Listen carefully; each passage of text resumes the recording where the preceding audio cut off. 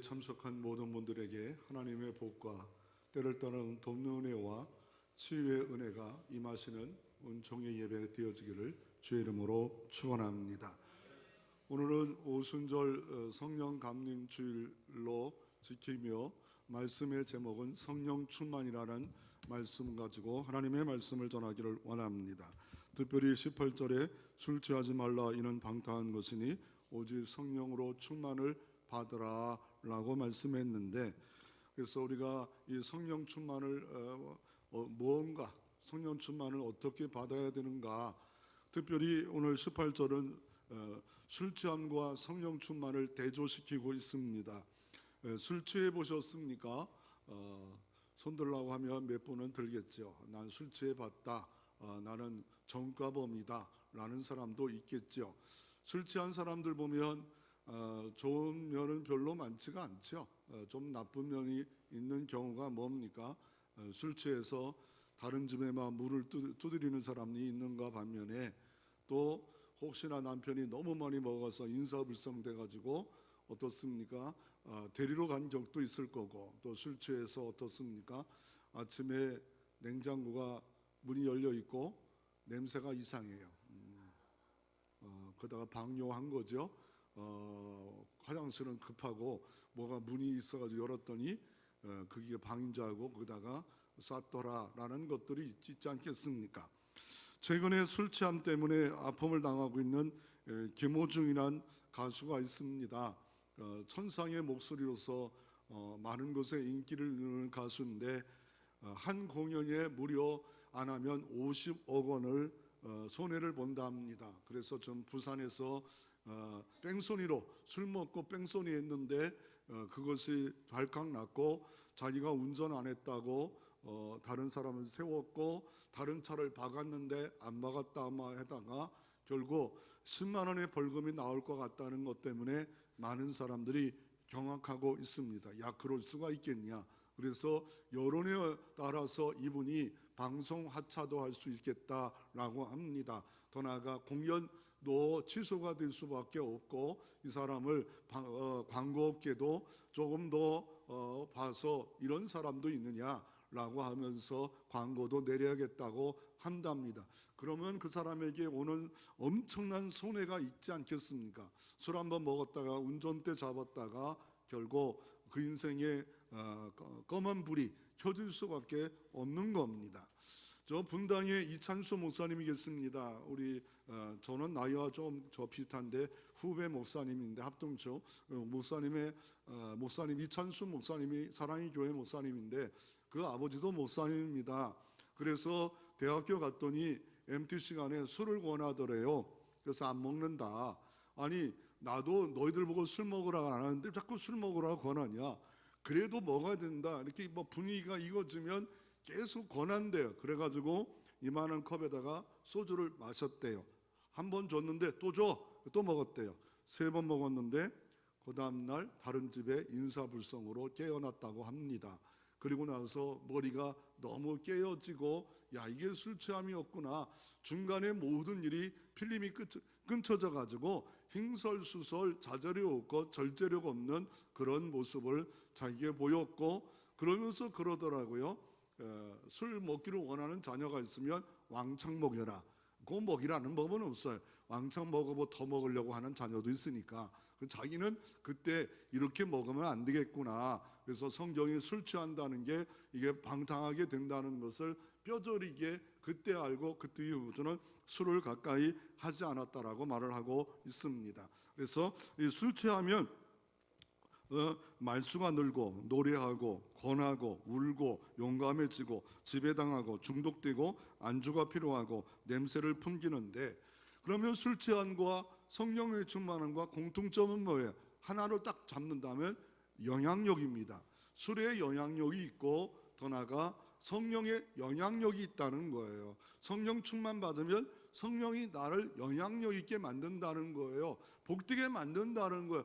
그런데 성령이 어떻게 역사하는 걸 전혀 모른다면 이 사람은 다시 한번 나를 조금 새롭게 할 필요가 있지 않겠습니까?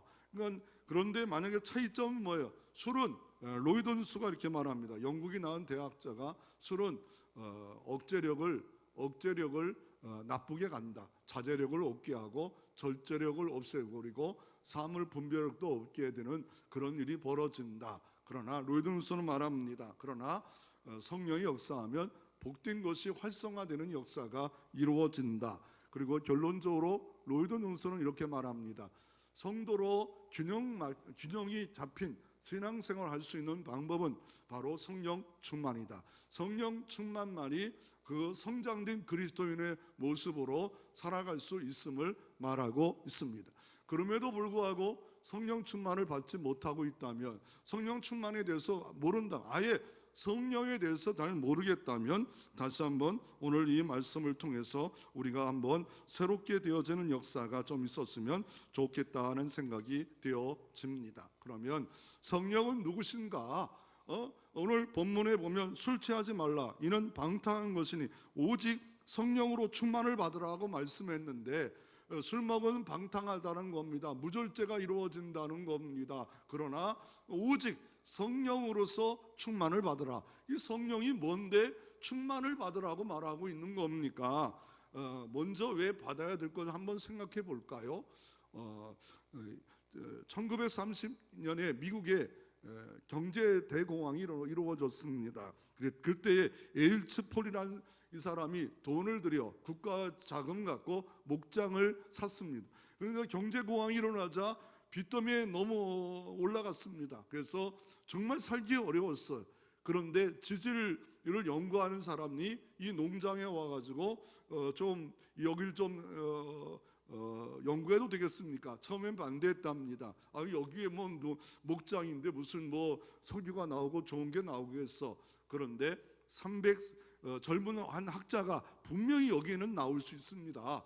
뭔가 증상이 있습니다. 그래서 100m 파고 안 나왔다. 200m 파도 안 나왔고 300m 파도 안 나왔고 334m 딱 나오는 순간에 석유가 어마어마하게 나왔대요.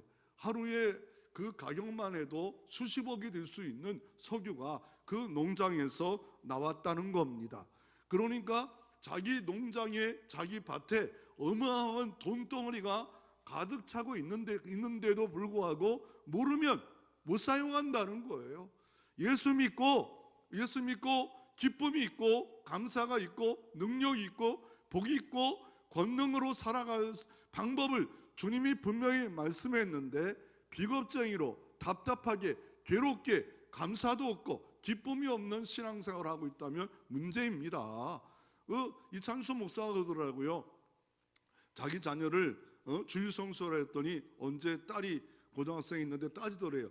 나는 목사가 아니에요. 저는 왜 다른 애들은 학원 가고 일요일 날도 공부하는데 예배드리면 됐지 왜 나보고 공부하지 말라 하라 합니까?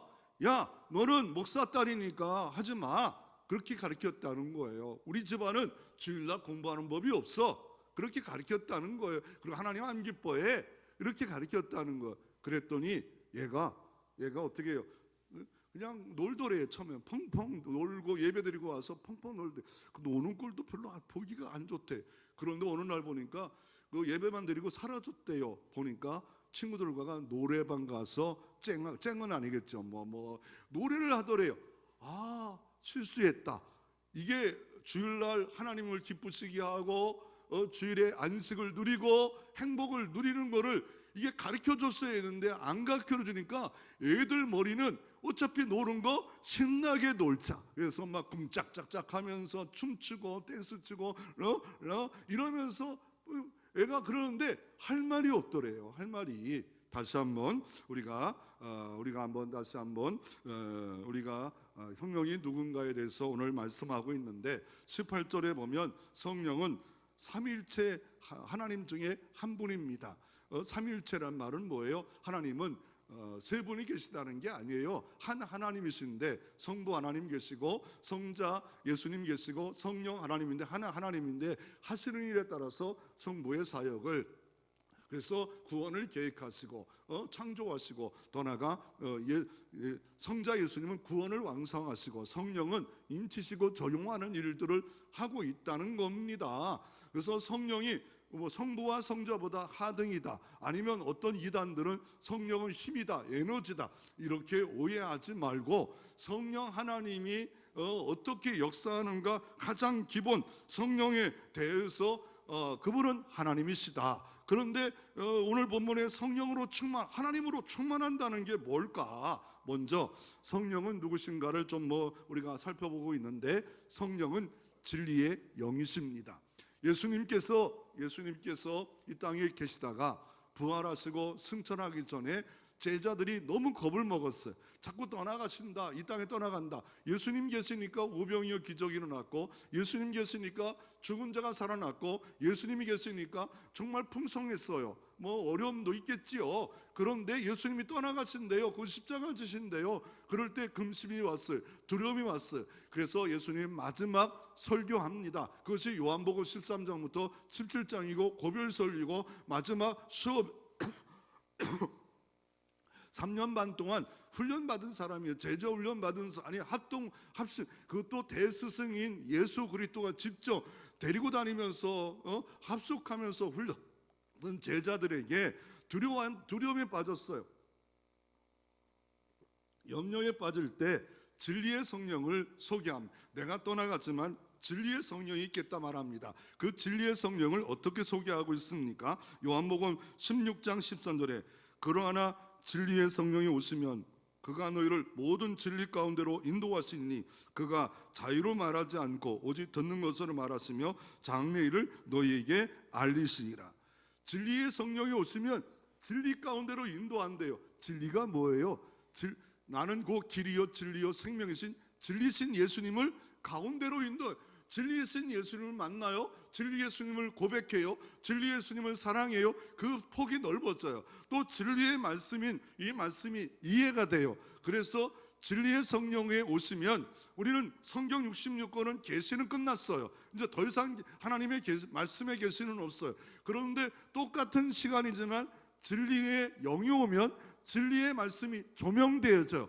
그래서 옥토밭이 있잖아요. 4가지 밭이 있잖아요. 길가밭, 또 어떤 밭, 장을밭, 가시덤불밭 다 어때요? 열매가 없어요. 왜요? 사단이 와서, 사단의 귀신들이 와서 말씀을 쪼아먹는데요. 마태복음 13장 예수님이 직접 해석했기 때문에 이 말씀을 듣는 시간에 진리의 성령이 내 안에 와서 말씀을 내 안에 떨어져서 어떻게 합니까?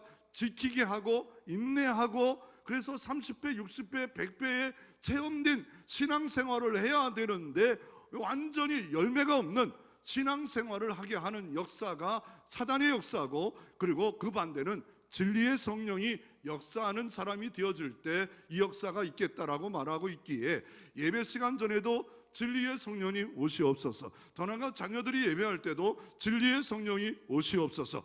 진리로 이 말씀을 깨닫게 하고 읽고 들을 때도 진리의 말씀이 인도해 주셔서 진리신 예수님을 알게 하시고 진리의 말씀을 조명해서 이 말씀이 온전케 깨달아지는 역사가 있게 해달라고 우리가 그렇게 기도할 필요가 있습니다. 이 진리의 영이 오시면 오늘 본문에 보면 16절을 보십시오. 세월을 아끼라, 때가 악하니라. 지금 말씀했지 말이에요. 진리가 내가 진리다라는 이단도 많고, 진리의 말씀을 텔레비전보다 밑에 있어요. 텔레비전이 나의 목자신이라는데 진리를 더 듣기를 원하고 진리를 더 연구하기를 원하고 진리를 더 알기를 원하는 사람들이 이 말씀의 홍수 시대에 인터넷 듣기만 하면 텔레비 틀면 다 나오는 시대에 진리가 없어요. 그런 때가 악한 말세지 말에, 그러므로 어리석은 자가 되지 말고 오직 주의 뜻이 무엇인가 이해하라. 내가 이 시험 가운데 이 시대에 주의 뜻이 무엇인가 이해하기 위해서는 진리의 성령이 오시지 않으면 지금도 이해 못하고 미래도 이해 못하고 진리도 알지 못하는 일들이 벌어지겠다라고 말씀하고 계십니다.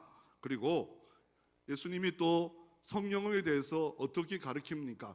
제자들이 불안했습니다. 두려웠습니다. 떠나가신다니까. 그런데 진리의 성령이 오셔서 내가 옆에 없더라도 진리 가운데로 너를 인도해 주실 거다. 진리의 말씀을 깨닫게 할 거다. 또다시 말씀하면서 보혜사 성령이 오실 거다. 또 다른 보혜사, 예수님도 보혜사입니다. 예수님도 보혜사예요. 똑같은 그런 역할을 해요. 이 보혜사가 뭐예요? 한자로 보면 보호할 보, 은혜의 은, 스승사예요. 보호해 주시고 은혜해 주시고 가르쳐주는 최고의 랍비, 성령이 진리의 영으로 가르쳐준다는 거예요. 그런데 이 보혜사를 헬라어로 보면 파라클레토스예요. 파라, 곁에, 부른다. 성령이 내 안에, 내 곁에 계셔서 어떻게 하십니까? 그 성령은 요한복음 14장 20절에 그러나 보혜사 곧 아버지께서, 보혜사 곧 아버지, 성령 곧 아버지께서 동등하다니까요. 이단들 잘못된 사람은 성령을 밑으로 보시지만 보혜사 곧 아버지 같다고 말하고 있어요. 내 이름으로 보내서 성령께서 주님이 이렇게 보내신데요, 너희에게 모든 것을 가르쳐 주시며 또 내가 너희에게 말한 모든 것을 생각나게 하게 하는 역사가, 말씀이 막 끄집어 나오는 역사가 성령이 하신다라고 말씀하고 있습니다. 더 나아가 요한복음 15장 2절도 보혜사를 소개하면서, 예수님이 소개하면서 내가 아버지께서 너희에게 보낼 보혜사 곧 아버지께로 나오시는 진리의 성령이 오실 때 그가 나를 증거할 것이요. 진리의 성령 보혜사가 오면 누구를 증거한다고요? 예수를 증거하는 거예요. 내가 은사가 많은 자여 나를 만족하고, 그게 아니라 진리의 성령이 오시면 물론 나도 만족할 때가 있어. 그게 주목적인 것처럼 예배에 만족이 없어? 뭐 찬양에 만족하라고 찬양하는 거 아니에요. 예배하는 거 아니에요. 말씀 듣는 거 아니에요. 진리의 성령이 오시면 누구를 증거? 예수를 증거한다니까요. 예수 충만하게 한다니까요. 그런데 이런 보혜사라고 이단 누가 그래요? 이만희 자기가 보혜사래요. 예수님은 실패자래요. 이렇게 말하는 그런 사람들을 요한계시록에 14만 4천만만 구원받는다.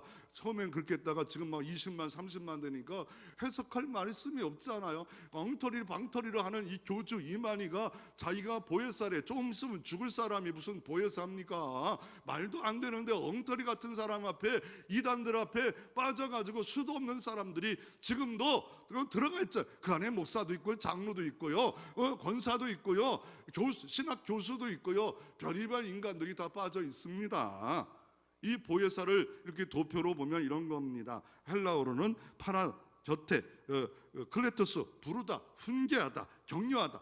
나를 훈계한대요. 나를 격려한대요. 성령이 우리 곁에서 이렇게 역사한대. 그런데 성령은 곁에만 있는 게 아니에요. 우리 안에도 인도 계시고, 우리와 함께 계시고, 우리 옆에도 계시고, 성령은 어느 곳에나 함께 하세요. 이게 보혜사예요. 어떻게 할 수 있을까요? 문제 많은 교회가 있었어요. 고린도 교회예요. 은사 때문에 문제, 결혼 때문에 문제, 뭐 다양한 문제가 많은 고린도 교회를 향해서 음란의 도시 고린도 교회를, 너희가 하나님의 성령의 전인 줄을 알지 못하느냐. 그런 부족하지만 성령의 전이 너희래요. 야, 내 안에 성령의 전이래요. 교회가 성령의 전이래요. 성령의 전이, 성령이 함께하는 곳이 성령의 전이라고 말하고 있는 겁니다. 성령이 내 안에 계시면 훈계하십니다. 성령이 함께 하시면 가르쳐 주십니다. 성령이 함께 하시면 은혜 주십니다. 상담해 주십니다. 이걸 어떻게 실제적으로 할 수가 있을까요? 인간관계에 아픔이 있어요. 하나님, 이런 일 때문에 아픔이 있는데 하나님 어떻게 할까요? 저는 무지막지합니다. 화가 납니다. 너무 힘듭니다. 하나님 지혜를 주시옵소서. 하나님, 이런 시험의 문제가 있습니다. 나 이거 시험 감당할 만한 능력도 없습니다. 내게 이런 시험이 있습니까? 아니, 어느 때는 내가 자꾸 음란한 걸 보고 싶어요. 자꾸 음란으로 빠지고 싶어요. 음란으로 빠질 때도 있잖아요. 절제가 안 됩니다. 나 이렇게 살면 안 되는 거 아는데도 불구하고 너무나 부족합니다. 너무나 연약합니다. 아니, 청소년 때는 이해하지만 이게 나이가 들어도 왜 내게는 자꾸 이런 생각이 들어집니까? 왜 저는 이거 절제 못합니다. 술 보면 나 끌려가고, 음란한 거 보면 끌려가는 나를 볼 때 왜 내가 거룩한 척하고 기쁨이 있지만 내 모습은 왜 이렇습니까? 하나님, 내 모습 그대로 성령께 의논하는 거예요. 이야기하는 거예요. 읊조리는 거예요. 그러면 어떻습니까? 예수님도 시험 당하셨잖아요. 금식 기도하고 시험 당했어요. 40일 금식하는데 이 돌들로 떡덩이 되게 하라. 사람이 떡으로만 살 것이 아니라 하나님의 말씀으로 살 것이니라. 네가 하나님의 아들, 벌써 하나님의 아들이요, 자녀예요. 우리에게 시험이 오건 아니건 자녀예요. 자녀가 된 게 아니에요. 자녀가 벌써 됐어요. 그래서 이런 자녀가 하나님 보혜사 성령에게 의논하는 거예요. 이야기가 드는 거. 이게 성령과 함께 살아가는 사람의 특징입니다. 성령 하는데 성령이 사도신경에 나오잖아요. 더 나아가 축도에도 나오잖아요. 성부의 은혜와 성자의 뭐예요? 사랑과 성령의 뭐예요? 그냥 제가 대답할게요. 그냥 성령의 교통이 뭐예요? 교제예요. 성도끼리 교제하잖아요. 그런데 부부끼리 교제하지 않고 뭐 남편을 뭐로 여겨요? 돈 벌어오는 사람. 그리고 하숙생활하는 것처럼 여겨지고 또한 남편은 뭐요? 자기를 밥해주는 식모 이런 사람 무소리처럼 여긴다면 교제가 없는 거 아닙니까? 부부가 됐는데도 성령과 교제가 없어요. 성령 따로 나 따로예요. 이렇게 신앙생활하는 사람이 너무 많다는 거예요. 그리고 성령의 은혜를 받으면 기분 좋다, 자기 만족이 있다, 이 잘못하면 자만하고 은사가 많다, 자기를 우월의식을 드러내려고 하는 잘못된 성령을 받는 사람도 너무 많습니다. 성령을 곡해하고 있는 거예요. 그래서 성령은 분명히 교통하라는데, 교제하라는데 왜 교제 안 하고 나 혼자 시험 들고 나 혼자 외로워하고 나 혼자 두려워하고 나 혼자 무서워하고 있냔 말이에요. 하나님을 무시하지 말아요. 또 성령은 뭐냐면 권능이에요. 두나미스예요. 오직 성령이 너희에게 임하시면 권능을 받아 예루살렘과 온 유대와 사마리아 땅끝까지로 증인이 되리라. 제자들은 사마리아 안 갔어요. 그런데 권능을 받자 사마리아 가지 않아요. 그리고 어떻습니까? 베드로도 3년 반 딱 이렇게 잡았지만 고정관념이 있어요. 나는 이방인 고넬료 백부장에는 전도갈 수 없습니다. 성령이 가라 하니까, 그 집에 가니까 고넬료 집안이 다 백부장 식구가 있을 때 말씀을 증거하니까 성령이 막 임해요. 야, 이방인 집에도 성령이 임하는구나. 나중에 이방인 할례 문제 앞에 베드로는 두 손 들어요. 하나님이 하시는데 왜 우리가 할례 때문에 자꾸 이런 선입견 편견 갖고 사람을 공격하느냐. 문을 열어라 이러면서 이방인 앞에 바로 서는 역사가 베드로에게 있지 않아요? 이게 두나미스 권능. 이거를 여기서 나온 게 다이나마이트예요. 폭파하는 능력이 있다는 거. 이 성령이 역사하면 폭파하는데 뭘 폭파해요? 죄를 폭파해요. 원죄를 폭파해요. 폭파하는 능력이 권능 받으면 나를 폭파해요. 나의 죄를 폭파해요. 폭파하는 능력이 있다고 하는데, 북한이 아무리 뻥뻥뻥 소리쳐도요, 미국에 가지고 있는 무기가 엄청납니다. 그거 몇 방 떨어지면 히로시마에 있는 무기 떨어졌던 100배, 아니 뭐 몇백 배, 한번 몇 방만 떨어지면 두 손 들 수밖에 없고, 아무리 지하 가도 지하 벙커로 때리는 몇 개가 뜨고 비행기 뜨면 웬만한 그 나라는 번쩍 들 수밖에 없고, 항공모함 딱 그냥 동원되면 뭐 숫자로만 되는 세상은 아닙니다. 어느 정도는 감당할 수는 모르지만 최첨단 무기, 그게 뭐예요? 예수 믿는 사람에게 권능 줬대요. 근데 이 권세, 하늘과 땅의 권세, 이거 줬는데 없는 것처럼 답답하고 괴롭고 신앙생활도 재미없고 직분생활은 메마르고 이런다면 이걸 뭘 모르고 있는 거예요. 어느 날 빌립보 교회에게 빌립보서 2장 3절에 이렇게 말합니다. 너희 안에 행하시는 그분은 너희 안에 소원을 두고 행하신대요. 근데 너 소원 내놔봐라. 그러면 아무것도 없어요. 하나님을 무시해버리는 거예요. 너희 안에 행하시는 소원을 두고 한대요. 하나님의 뜻을 이루기를 원합니다. 하나님의 이런 뜻을 이루기를 원합니다. 소원이 있어야 되는데 아무런 소원이 없어요. 소원을 두고 행하신대요. 자녀가 예배하는 자녀 되기를 원하고, 우리 교회가 이렇게 되기를 원하고, 하나님께 소원, 비전, 이게 아무것도 없다면 하나님을 무시해버리는 거 아니에요? 하나님을 만유리 여기는 거 아니에요? 너희 안에 행하신다는데 우리 집에 왔어요. 내 안에 왔어요. 귀빈이 왔어요. 귀한 손님이 왔어요. 아주 귀한 손님이 왔어요. 그런데 그런데 그분하고 대화도 안 와요. 대접도 안 해요. 인정도 안 돼요. 그리고 성령님이에요. 그러면 얼마나 하나님이 야 너를 그렇게 나를 무시해버리냐, 언제까지 무시하겠냐. 성령은 권능입니다. 권능 받은 사람은 증인돼요. 증인이란 말은 순교자입니다. 초대교회는 순교까지 하지 않으면 예수는 주님입니다. 이거는 목숨을 걸었어요. 성령의 권능이 아니면 목숨을 어떻게 걸어요? 내가 어떻게 원수를 사랑할 수 있겠어요? 내 힘으로 어떻게 원수를 사랑해요? 근데 원수까지 사랑하고, 왜? 내가 하나님이 나가 원수였을 때 나를 사랑해서 독생자 예수를 죽게 하셨잖아요. 그 성령이, 동일한 성령이 내 안에 역사하니까 원수도 사랑할 수 있는 사람으로, 내 힘으로 안 돼요. 이런 힘으로 안 돼요. 능으로도 안 돼요. 성령님 사랑할 수 있게 해달라고 이렇게 기도하잖아요. 오늘 에베소서 아닙니까? 이 에베소서의 이 교회는 사도 바울이 쓴 성경이에요. 에베소 이 성경 쓸 때는 감옥 옥중에서 쓴 거예요. 옥중 서신이 에베소서, 빌립보서, 골로새서, 빌레몬서인데 이 에베소 쓰면서 교회 문제는 별로 다루지 않아요. 그러면서 오늘 특별히 방탕하지 말라, 그리고 세월을 아껴라, 때가 악하니라, 분명히 주의 뜻이 무엇인가 이해하라, 성령의 충만을 받아라 하시면서 이렇게 말씀하고 있잖아요. 그런데 세월이 흘렀어요. 그리고 몇십 년도 안 흘렀어요. 그런데 요한계시록에 에베소 교회가 등장해요. 소아시아 7교회, 터키에 있는 7교회 중에 에베소 교회가 있어요. 사도 바울이 가장 공들였던 3년 반 동안 훈련했고, 두란노 가서 성경 공부도 했고, 그런데 어때요? 그 당시에 로마의 최대 도시인 이 도시를 공략하면 선교가 잘 되겠지 하고 했는데 그 교회가 너무 멋지게 자라났어요. 다 지켰다, 다 지켰다. 요한계시록 2장에는 다 지켰다. 너희들 참 잘했다, 잘했다, 잘했군, 잘했군, 잘했군. 그런데 에베소 교회를 향해서 잘했군, 잘했군, 잘했군 하다가 촛대를 옮겨놓는데요. 왜 그랬을까요?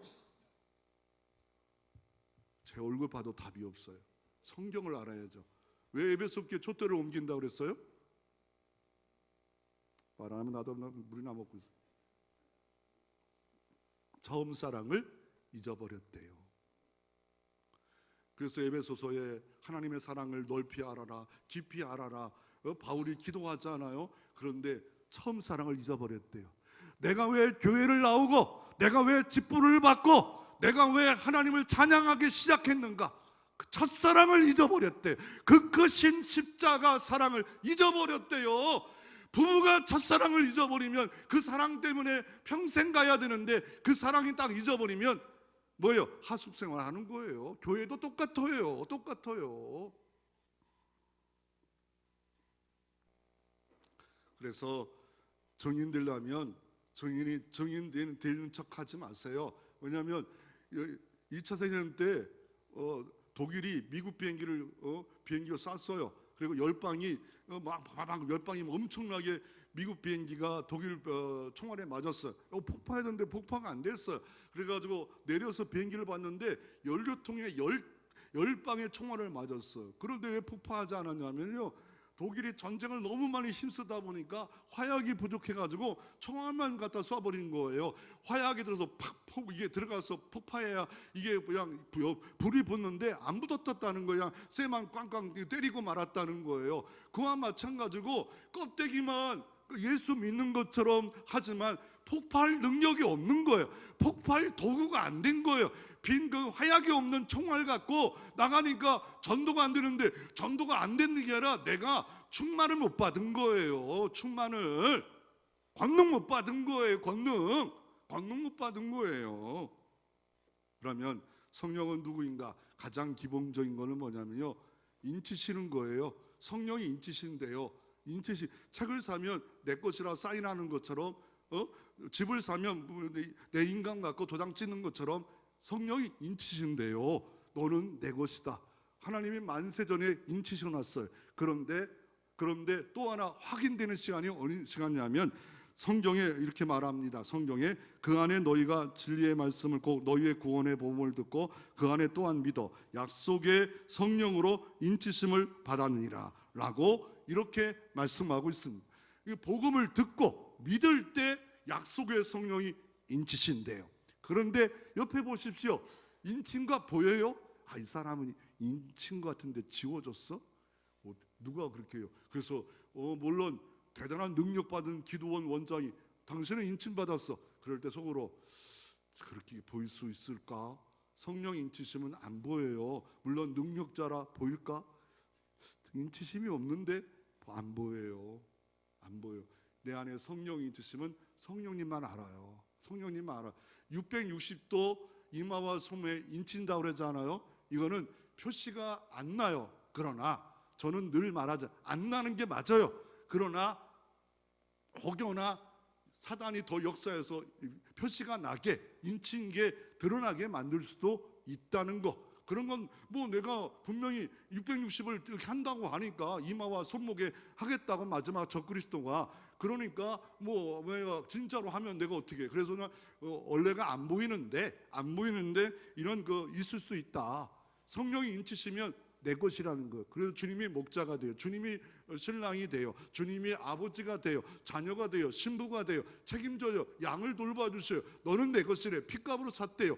그게 인치신 거예요. 하나님의 인치심은, 성령은 단일성이 있어요. 딱 한 번.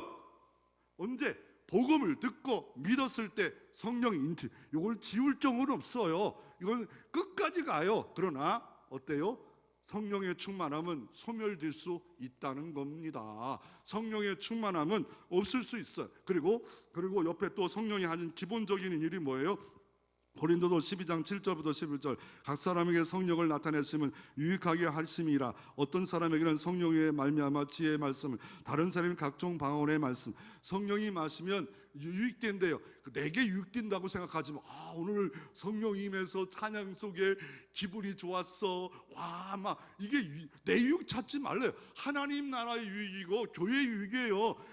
이건 맨날 실용주의 교육을 받아가지고 이게 기분이 좋아. 그러면 저기 아까 김호중 같은 데 가면요 눈물 흘려요. 그게 기분 좋아 오늘 노래 한 잔도 해도 기분 좋아요. 뭐 그런 걸 갖다가 따져요. 그래서 성령의 은사로 일하는 거예요. 지식이 두 가지가 있어요. 세상 지식이 있고 성령의 은사의 지식이 있답니다. 지혜가 있고 성령의 지혜가 있답니다. 하나님의 은혜에 붙들린 지혜는 성령의 지혜. 모세의 지팡이가 하나님의 손의 지팡이는 하나님의 지팡이가 될 수 있답니다. 더 나아가 성령의 열매가 있습니다. 9가지 열매가 일어나요. 그 중에 오직 성령이면 사랑과 희락과 화평과 오래 참음과 자비와 양성과 충성과 온유와 절제니 이 같은 것을 금지할 법이 없느니라. 예수 그리스도가 내 안에 계시면 예수의 인격을 닮은 열매가 자꾸 나타난, 그 중에 사랑의 열매, 온유의 열매, 절제의 열매, 이런 열매, 성령의 역사예요. 성령의 역사예요. 악령도 얼마든지 역사하고 귀신들도 얼마든지 역사하는, 예수님 인격자 닮은 것처럼 역사할 수 있답니다. 성령을 통하여 일하시는 그 상징적인 것들이 성령이 나타나요. 뭐예요? 성령이 바람 불어요. 은혜의 바람, 살리는 성령의 바람. 오순절 마가다라방에 하나님이 바람처럼 임했는데, 바람은 성령은 아니에요. 살리는 봄바람 부는 것처럼 은혜의 바람이 불어올 수 있다. 두 번째로 뭡니까? 불이에요. 성령의 불처럼 오순절 마가다라방에 불이 혀처럼 임하는 것처럼 성령이 우리 안에 뜨겁게 불처럼 임할 수 있다. 성령은 기름 부음이라 표현한 말합니다. 기름 붓는 거 있잖아요. 기름 부는 것처럼 내게 은사의 기름 부어 더 강하게 나타날 기름 부음이 있어. 지금도 성령의 기름 부음 받는 수많은 교회가 있고 수많은 신자가 있습니다. 기도 시간에 성령의 기름 부음을 받는 사람이 있습니다. 또 물로 표현합니다. 내게 주는 이 물은 영원히 샘솟는 물이 되리라. 물이 예수님이 아니잖아요. 성령 아니잖아요. 그럼에도 불처럼 살리는 생명수가 너 안에 있겠다. 그래서 계속 샘솟는 샘물처럼 네 안에서 역사할 수 있다. 그리고 성령의 검, 에베소 6장에 보면 말씀 검, 꼭 성령의 검. 성령의 검이 말씀의 검이래요. 야, 말씀 충만이 성령 충만이고, 성령 충만이 뭐요? 진리가 붙잡혀요. 진리가 붙잡고 회개해요. 진리가 붙잡고 순종해요. 이게 은혜 충만이었구나. 진리가 충만하면 은혜가 충만하고, 지금 말씀이 충만하면 이렇게 좌우에 날성검이 있대요. 로마 시대에 날성검이 있는 것처럼. 그렇지만 성령이 충만하지 않으면 녹슬어 버려요. 마귀가 와도 명령하지 못해요. 시험이 와도 낯선 검 사용할 수 없어요. 예수는 좀 기록되었을 때 말씀이 생각나서 이거는 시험이다, 이거는 나를 넘어뜨리는 거다, 이거는 나를 쓰러뜨리는 거다, 이거를 사용할 수 없는 녹슬어 버려요. 그러니까 말씀을 알고 이거 잘 사용해야 되는데 사용하지 못한다는 거예요.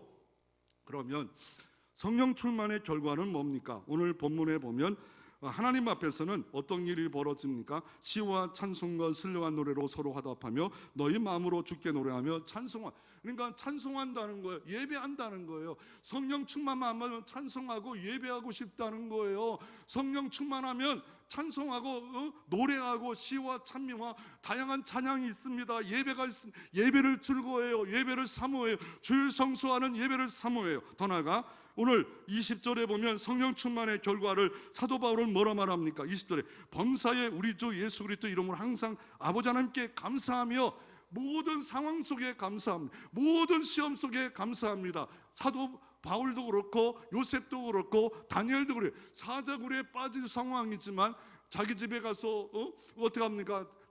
예루살렘 향해 창문을 여절고 하나님께 여전히 감사 기도하는 다니엘 같은 이거 모든 상황 가운데 감사한다. 그러므로 눈 감으면 기도하면 감사하고 눈을 떠서 자꾸 입을 열면 불평 충만한 역사가 이루어지는 겁니다. 문제는 기도하지 않기 때문에 그래요. 기도하면 하나님이 하셔서 감사가 모든 일에 감사가 늘 충만. 이래도 감사 저래도 감사. 당장은 시험 들 거리 있겠죠. 당장은 어려움이 있겠죠. 그러나 기도의 능력을 믿으시기를 바랍니다. 더 나아가 사람 앞에서는 어떻습니까? 21절에 그리스도를 경외함으로 피차 복종하라. 피차 서로 복종합니다. 목사와 직분자들이 서로 복종합니다. 부부가 복종합니다. 이런 아름다운 관계가 하나님의 관계만 아니라 이런 아름다운 관계가 이루어져요. 그래서 그러나 그 반대는 뭐예요?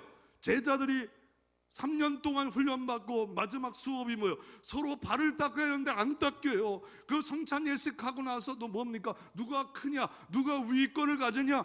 누가 결정권을 갖냐? 이것 싸움밖에 없지 않아요? 은혜가 충만하고 성령이 충만하면 수건을 동이고 서로 닦이고 있고 섬겨야 되는데 섬길 것이 아니라 문제 적발해서 자꾸 공격하고 복종이 아니라 섬김이 아니라 자꾸 공격하고 감사가 충만 아니라 불평이 충만해질 수밖에 없습니다. 그래서 주의 뜻이 무엇인가 이해하라. 이해하는 것은 성령 충만 받지 않으면 절대로 안 됩니다. 그런데 사도행전 19장에 보면 아볼로가 목회자로서 일하는데 성령이 뭔지도 몰라요. 그래서 바울이 복음을 증거하고 안수하자 이 안에 성령이 역사에서 임했다라고 말씀하고 있는 것을 보세요. 대학자인데도 성령이 뭐예요? 성령이 어떤 거예요? 구약을 알고 신약을 깨뜨려도 모를 수 있다는 것을 우리가 알고, 내가 오랫동안 신앙생활을 했는데 그게 중요하지 않음을 아볼로를 통해서 우리가 알 필요가 있습니다. 성령 충만한 결과를 보면 누가복음 4장 18절에 보면 주의 성령이 내게 임하셨으니 이는 가난한 자에게 복음을 전하게 하시고 내게 기름을 부으시고 나를 보내사 포로된 자에게 자유를, 눈먼 자에게 다시 보게 함을, 전파된 자에게 눌린 자를 자유롭게 하고. 예수님이 성령이 임하자 가난한 자에게 복음을 전하는데 성령의 증거 충만받은 그 결과를 보니까 가난한 자에게 복음을 전파한대요. 가난한 자에게 성령이 증거하자 포로된 자에게 자유를, 눈먼 자에게 보게 함을 전파하며 눌린 자를 자유케 해서 성령의 충만을 받자 능력이 임했어요. 내게 기름을 부어요. 그러면 어떻게 해요? 파송한다는 거예요. 보냄을 받는다는 거예요. 예배로 끝나는 게 아니라 삶의 현장, 가정의 현장 가서 어떻게 하면 내 가족을 구원할까, 내 주변을 구원할까, 이런 그 권능이 임한 사람들의 특징이 여기 있다라고 말씀하고 있습니다. 그러므로 성령 충만하면 내가 변해요. 어떤 분이 가족에 가서 전도하고 싶었어요. 남편을 전도하고 싶었어요. 근데 너무 술이 취했어요. 그리고 작정 40일 동안 기도하자, 한 끼 금식 기도하며 기도하자. 그래서 매일매일 기도했는데 40일 동안 하나님이 역사하는 게 아니라 남편에게 술이 더 역사하는 것 같아요. 그래서 마지막 40일 때 딱 기도하면 하나님 내가 금식으로 하는데 남편은 왜 안 변합니까? 안 변합니까? 안 변합니까? 그랬더니 네가 변해. 그래가지고 아침에 술국을 끓이고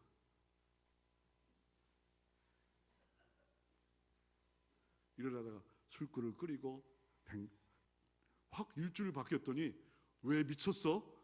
하던 대로 해. 그러더니 2주 만에 그래 교회 갈게. 너의 안에 있는 성령을 보니까 이게 하나님이 안 계신 것 같지 않다. 이게 내가 변하면 되는 거예요. 내가 변하는 장소, 내가 하는 모든 시험, 내가 변하면 모든 곳에 감사가 있고 평화가 있고 능력이 있는데 내가 안 변하면 아무리 금은보화가 있어도 욕심, 육체의 욕심, 악한 영이 역사하기 시작하면 갈등만 생겨요. 자꾸 갈등이 성령의 소욕과 이 악령의 소욕이 둘이 내 안에 계속 갈등하는데 성령의 소욕을 위해서 자꾸 그쪽에 편을 들어봐요. 그러면 성령이 역사하는데 악령의 소욕에 자꾸 편을 들어봐요. 그래요, 맞아요, 시험 들을 거예요, 문제예요, 어려움이에요, 힘겨요, 불평거리예요, 원망거리예요, 따져야 돼, 비판해야 돼. 이러면 끝장난 거예요. 그거는 끝장난 거예요. 성령 충만을 받은 제자들의 모습은 어떻습니까? 3년 반 동안 훈련받았지만 예수 십자가를 질 때 부인하고 사단아 내 뒤로 물러가라 베드로처 그랬잖아요.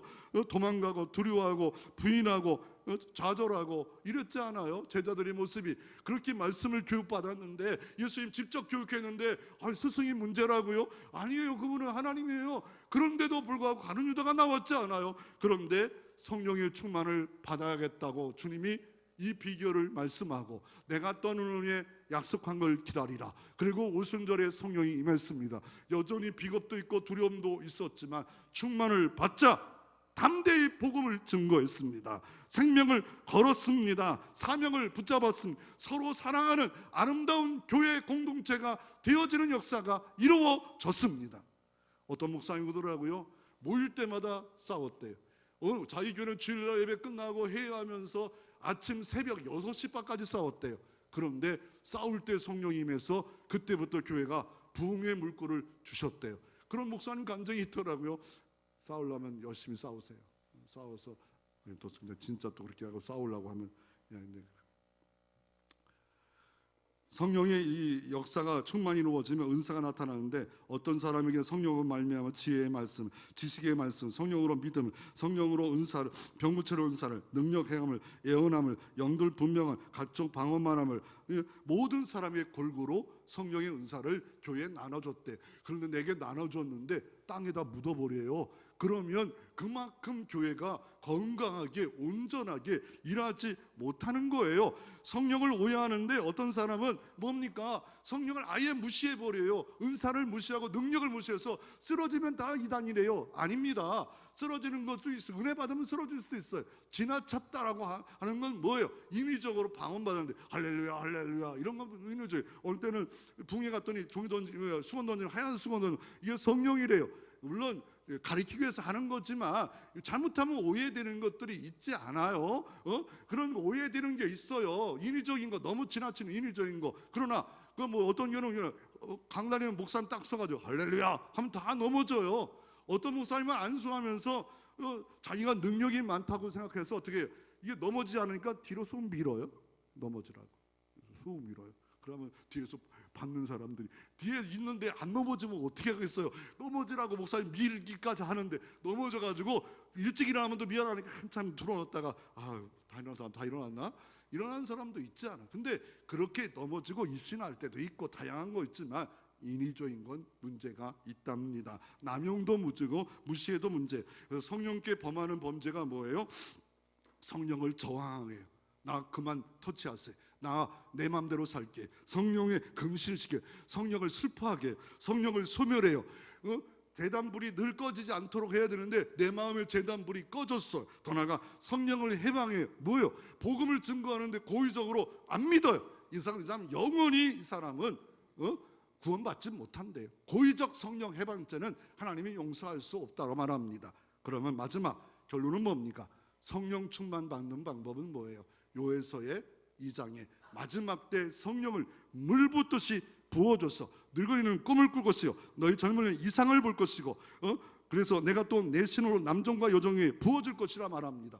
그래서 나이가 많아도 청춘처럼 살아, 신앙생활을 청춘처럼 막 살아가는데 젊은데도 힘없어, 재미없어, 행복하지 않아, 교회생활이 답답해, 어려워. 왜요? 능력이 다 없는, 기름이 없는 자동차 갖고 있으니 그게 뭐 달려갈 수 있겠어요? 앞으로 나갈 수 있겠어요? 찬양의 맛이 있어요, 예배의 맛이 있어요, 봉사의 맛이 있어요. 그래서 뭐예요?